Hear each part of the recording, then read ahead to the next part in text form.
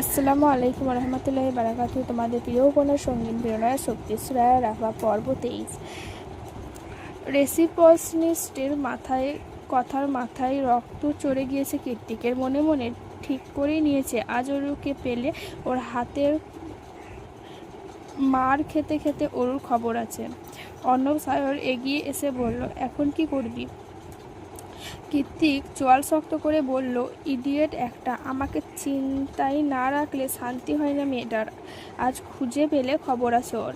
নিজের অর্ধেক বয়সী স্টেপসিস্টারের জন্য কীর্তিকের এমন বেসামাল উদ্বিগ্নতা দেখে আবারও নতুন করে প্রশ্ন জাগে ওদের তিনজনের মনে। কেন এত উন্মাদনা, কিসেরই বা এত আসক্তি? প্রায় ঘণ্টাখানেক সি বিচের মাথা হাতড়ে বেরিয়েছে কীর্তিক। সেই সাথে সায়র, অর্ণব ও অরুকে খুঁজেছে হন্য হয়ে। রাত তখন প্রায় 10টা ছুঁই ছুঁই। চারিদিকে ঘুটঘুটে আধার ছাপিয়ে সাগরের তীর আলোকিত হয়ে জ্বলছে সোডিয়ামের নিয়ন আলো। নিস্তব্ধতায় ঘেরা সমুদ্র তীরে ঢেউয়ের গর্জন ভেসে আসছে বারে বারে। রাত গভীর হয়ে যাওয়ায় একে একে মানুষ ফিরে গিয়েছে স্বগন্তব্যে। কীর্তিকে বেজায় অস্থির লাগছে। চোখ দুটো বারবার এদিক ওদিকে ঘুরে বেড়াচ্ছে। এভাবে ঘুরপাক করতে গিয়েই ওর চোখে আটকে যায় অদূর থেকে হেঁটে আসা লম্বা চুলের মেয়েটার দিকে। কীর্তিক চোখ বন্ধ করে বলে দিতে পারে ওই মেয়েটাই অরু। তাই ও আর স্থির না থেকে হনহনিয়ে হাঁটা ধরল অরুর পানে। অনেকটা দূরত্ব ঘুচে গিয়ে কীর্তিক যখন পুরোপুরি অরুর মুখোমুখি, ঠিক তখনই কীর্তিককে দেখতে পেয়ে ভূত দেখার মতো চমকে উঠল অরু। অন্তরাত্মা কেঁপে উঠল অজানা আতঙ্কে। মনে মনে ভাবল, আজ আমি শেষ। রিপ অরোরা শেখ। অরুর পেছনে আরও দুটা ঠাই মেরে ঠিক ছিল হাতে তাদের ঘড়ি আর লাইট।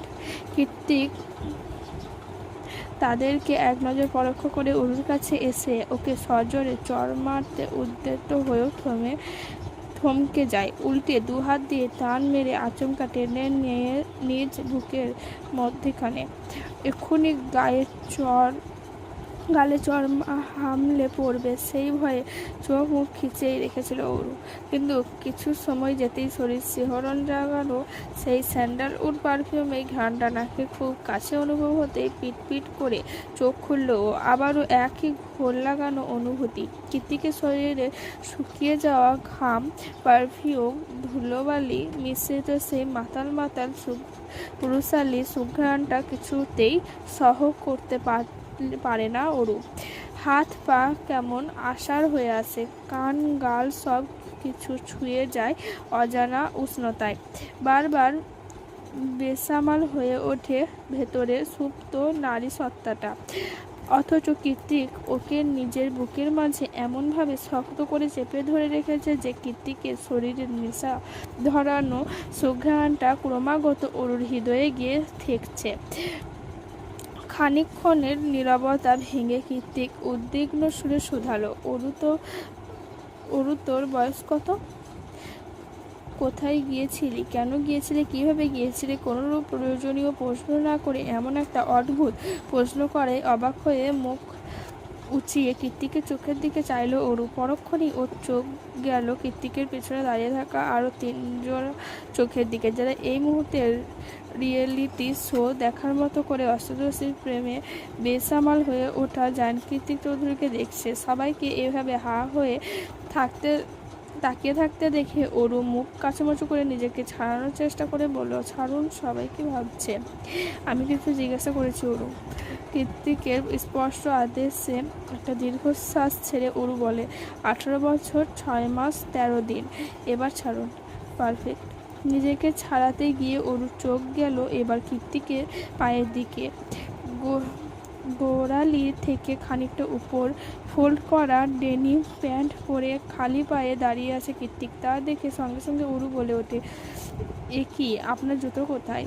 পেছন থেকে হাঁক পেরে একজন স্নিকার্স দেখিয়ে সায়র বলে, এই যে আমার হাতে, তোমাকে খুঁজতে খুঁজতে আমরা একটু পাগল পাগল হয়ে গিয়েছিলাম কি না? ওরু দ্রুত সায়রের সামনে গিয়ে মিনমিনতি সুরে বলল, সরি ভাইয়া, আপনারা কেউ ছিলেন না বলেই বেরিয়ে এসেছি। আমি রিসিপশনিস্টকে বলে এসেছিলাম, কিন্তু উনি আমার ইংলিশ পুরোপুরি বুঝতে পারেনি বোধ হয়। ওরু, যা এলিসার সাথে রেস্টুরেন্টে গিয়ে ঘুমিয়ে পড়। এমনিতেই মাঝরাতে সবাইকে চিন্তাগ্রস্ত করে ছেড়েছে, তাই কীর্তিকে কড়া আদেশে আর খোঁজ করতে পারেনি। ওরু চুপচাপ চলে গিয়েছে এলিসার হাত ধরে। ওদিকে সায়র, অর্ণব আর কীর্তিক বসে পড়েছে উত্তাল ঢেউয়ের মুখোমুখি হয়ে। আজ বোধহয় ওরা আর ঘুমাবে না। নিশুতি রাতে জোয়ার ভাটার উদ্যম গতি আর সামুদ্রিক ঢেউয়ের বিশাল গর্জনে চারিদিক অপার্থিব লাগছে। মাঝরাতের পারও কেটে গিয়েছে আরও কয়েক প্রহর। রাত জাগা পানকৌড়িগুলো এখনো চিউ চিউ করে ডাপিয়ে বেড়াচ্ছে পুরো বেলাভূমি জুড়ে। চোখের সামনে জ্বলছে ফায়ার প্লেসের দাউ দাউ অগ্নিশিখা। সেটা থেকেই কাঠকয়লা পোড়ানো মটমট আওয়াজে ভেসে আসছে কীর্তিকের ভরসা ভাসা চোখ দুটোতে জ্বলন্ত অগ্নিশিখার প্রতিচ্ছবি বিদ্যমান। সায়র ফায়ার প্লেসের আগুনে আরও কয়েকটা কাঠের টুকরো দিয়ে কীর্তিক আর অর্ণবের মুখোমুখি হয়ে বসে পড়ল। অথবা নিজেদের মনের হাজারো কৌতূহল মেটাতে সায়র যখন কীর্তিককে কিছু প্রশ্ন করতে যাবে, ঠিক তখনই অর্ণব ওকে হাতের ইশারায় থামিয়ে দিয়ে বোঝায়, আমি জিজ্ঞেস করছি। কীর্তিক তখনও আপন মনে জ্বলন্ত অগ্নিশিখার হেলদোল পরোক্ষ করায় ব্যস্ত। অর্ণব ওকে ডেকে বলে, সবাইকে রেখে ওর প্রতি এত অবসেসড কেন তুই? কীর্তিক নিষ্প্রভ চোখে জবাব দেয়, আই ডোন্ট নো। অর্ণব একটা দীর্ঘশ্বাস ছেড়ে বলল, আচ্ছা, কবে থেকে এসব শুরু হয়েছে সেটা তো বল। তাছাড়া ওর জন্য যদি তোর এতই টান, তাহলে বাংলাদেশে যাস না কেন তুই? কীর্তিক একটু উপহাস করে হেসে বললে, কে বলেছে ওর জন্য আমার টান? ও আমার আসক্তি। মানুষ জানে নেশা খারাপ জিনিস, তবুও নেশাগ্রস্তরা নেশা ছাড়তে পারে না। আরও ওরও আমার কাছে নেশার মতোই। আমি জানি ওরা আমার সম্পর্কে আগুন পানি সম জটিলতা, তবুও ওকে আমার চাই, অ্যাট এনি কস্ট। সায়র পাশ থেকে বলে ওঠে, তাহলে তো তুই অরুর প্রেমে পড়েছিস। কীর্তিক কপট হেসে জবাব দেয়, 11 বছরের বাচ্চা মেয়ের প্রেমে কে পড়ে ভাই? তবে হ্যাঁ, আই অ্যাম শিওর আমি বাংলাদেশে থাকলে এতদিন ওরু আমার বাচ্চার মা হয়ে যেত। ওর জন্যই তো দেশে যেতাম না, কারণ ওর কাছে গেলে নিজেকে সামলানো উত্তাল সাগরে পাতলা ডিঙ্গি নৌকার সামান্য সামলানো মতোই মুশকিল। সায়র আর অর্ণব হতভম্ব হয়ে কীর্তিকের পানে চেয়ে আছে। দুজনের মনেই একই প্রশ্ন, কী করছে এই ছেলেটা? ওদের চোখে হাজারো কৌতূহলে ছড়াছড়ি রেখে কীর্তিক ভাবতে থাকে ঠিক কবে নাগাদ শুরু ছিল সব কিছু। তারপর খানিকক্ষণের নীরবতা ভেঙে বলতে শুরু করে, অরু যখন প্রায় কীর্তিকুঞ্জে আসে, তখন আমি সবে কলেজে পাস করে ভার্সিটিতে উঠেছি মাত্র। তখন আমার কাছে জীবন মানে অভিজাত্য, কর্তৃত্ব পাওয়ার সবই।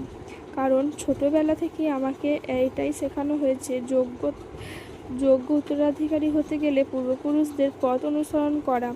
আমিও তাই করেছি। ছোটবেলা থেকেই ন্যানি, ট্রেনার, মাস্টার এদের কাছে লালিত পালিত হতে হতে আমি ভুলেই গিয়েছিলাম পরিবার বলে কিছু হয়। তারপর যখন একটু ম্যাচিউর হয়, তখন প্রতিপত্তি আর ক্ষমতার জোরে আশেপাশে সবাইকে নিজের কন্ট্রোলে করতে শুরু করি। আমার হাতে ইশারাতে সবাই যখন পুতুলের মতো নাচতো, তাতে আমার অন্তরে পৈশাচিক আনন্দ হতো। তখন থেকেই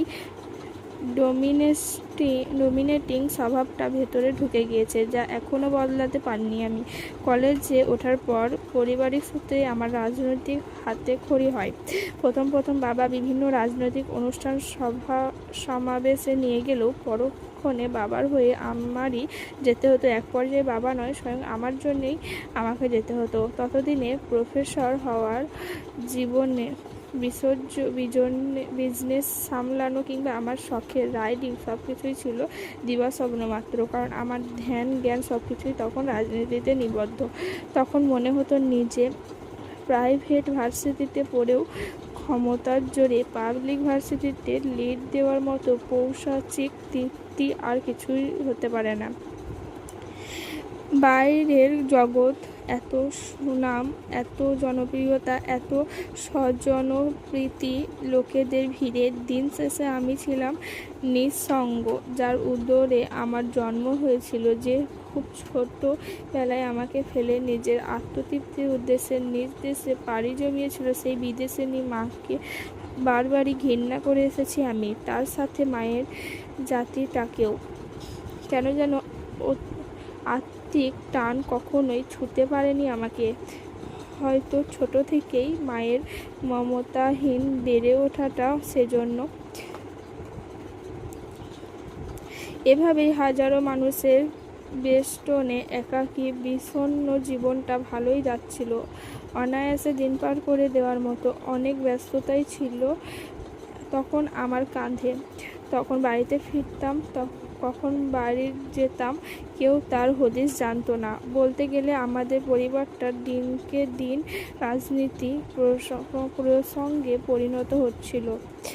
একই বাড়িতে থাকা সত্ত্বেও কেউ কারো খোঁজ নিতাম না আমরা। এক পর্যায়ে পরিবারের এরূপ ভাঙন লক্ষ্য করে দাদা সাহেব মৃত্যুশয্যায় এসে বাবাকে আবারও বিয়ে করতে বলেন। দাদার কথা রাখতে বাবাও সেই বয়সে পুনরায় বিবাহ বন্ধনে আবদ্ধ হয়। ঠিক তখনই আমার সৎ মায়ের সাথে পরিবারের আগমন ঘটে আরও 2 সদস্যে, অরু আর অনু। ওদের বাবার সম্বন্ধে আমার কিছুই জানা নেই, জানা থাকার কথাও না, কারণ বাবার বিয়ে নিয়ে আমার কোনোরূপ মতামত ছিল না। না আমার এসবে কিছুই আসে যায় তো, আর কীভাবেই বা আসবে। পরিবার কী জিনিস সে তো আমি জানি না। ওরা ওদের মতো দিন কাটাতো, পড়াশোনা করতো, আর আমি আমার মতো। ওই সময় ওরূপ দিকে ঠিক করে কখনো তাকিয়েছিলাম কি না সেটাই বলা মুশকিল। যদিও বা কখনো সামনে পেয়েছি, ধরে ঠাস ঠাস করে থাপ্পড় মেরেছি, তবুও আমার রুমে সারাক্ষণ উকিঝুঁকি দিত মেয়েটা। সুযোগ পেলেই রুমে এসে এটা ওটা ধরতো। মাঝে মধ্যে তো বিরক্ত হয়ে খুব মারতাম। কৃত্তিকের কথার মাঝে হুট করে ছাড় ফোড়ন কেটে বলে, তুই কি রে এখন যার জন্য দেওয়ানা হয়ে ছটফট করিস তখন তাকে এভাবে মারতিস? কৃতিক মৃদু হেসে বলে, আই উইশ ওরু আগের মতো এখনও আমার রুমে উকিঝুঁকি দিত, আর তুই ওকে ঠাস ঠুস করে মারতিস। অর্ণব সায়রকে থামিয়ে দিয়ে বলল, আহ থাম তো তুই, জেকে তারপর কি হয়েছে বলো বল। কৃতিক পুনরায় বলতে শুরু করলো, অরুর মা সুদক্ষ এবং স্মার্ট মহিলা ছিল, যার জন্য বাবার সাথে ব্যবসায়িক কাজে বিভিন্ন জায়গায় যেতেন তিনি। বলতে গেলে বাবাকে সাহায্য করার জন্যই। তবে আমার সাথে তার খুব একটা স্বাভাবিক সম্পর্ক ছিল না, যার দরুন সপ্তাহে একবারও আমাদের মুখ দেখাদেখি হতো না। যদি হতো সেটাও অরুর জন্য। অরুকে মারলে সেটা নিয়ে নালিশ যেত বাবার কাছে। বিপরীতে বাবার থেকে পেতাম হাজারটা তিরস্কার আর ভৎসনা। সেসবের কারণে মনে মনে জিদ হতো অরুর প্রতি। জিদের বয়সে দ্বিতীয়বার আমার রুমে এলে আবারও বেশি করে মেরে দিতাম ওকে। এরকম যেতে যেতে বছরখানিক চলে যায়। তারপর একদিন এইটুকু বলে থেমে যায় কৃত্তিক। সায়র অর্ণব দুজনেই উৎকণ্ঠ নিয়ে শুধালো, তারপর একদিন। এবার কৃত্তিক নিজেও ভাবতে থাকে সে রাতের কথা। পূর্ণিমা রাত, আকাশে রূপোর থালার মতো মস্ত বড় চাঁদ উঠেছে। চাঁদের নিয়ন আলোয় ভেসে যাচ্ছে চারিপাশ। কৃত্তিককুঞ্জে মহলের ছাদটার আয়তন ছোটোখাটো ফুটবল খেলার মাঠের মতোই বৃহৎ। জোছনা রাতে মায়ের অনুমতি সাপেক্ষে ছাদের পাঁচিল থেকে আছড়ে ব্যায়ামগুলো ঘরে আনতে ছাদে এসেছিল অরু। তখনই পাঁচিল ঘেঁষে দাঁড়িয়ে থাকা পুরো দস্তুর কালো দিয়ে আবৃত লম্বা মতো কাউকে দেখতে পেয়ে আকস্মাৎ ভয়ে চিৎকার দিয়ে ওঠে অরু। তবে গলার স্বর বাইরে বেরোনোর আগেই শক্ত হাতে ওর মুখ চেপে ধরে কৃত্তিক। অরু থেমে গিয়ে চোখ পিটপিট করে তাকাতে কৃত্তিক গম্ভীর গলায় বলে, তুই এখানে কেন? কৃত্তিকের কথায় উত্তর না দিয়ে অরু মিনমিনিয়ে বলে, আপনার তো জ্বর এসেছে, হাতটা কেমন আগুনের গোলার মতো গরম হয়ে আছে। ইতি গরুর শরীরে এক প্রকার ধাক্কা দিয়ে বলে, জ্বর আসলে তোর কি? যা করতে এসেছিস সেটা করে নেমে যা। জ্বরের ঘুরে তোকে দেখতে ইচ্ছা করে না। কৃতিকের রাগচটা স্বভাব চরিত্র সবকিছুই অরুর জানা, তাই ও আর না বাড়িয়ে চুপচাপ আচারের বয়াম নিয়ে ছাদ থেকে নেমে যায়।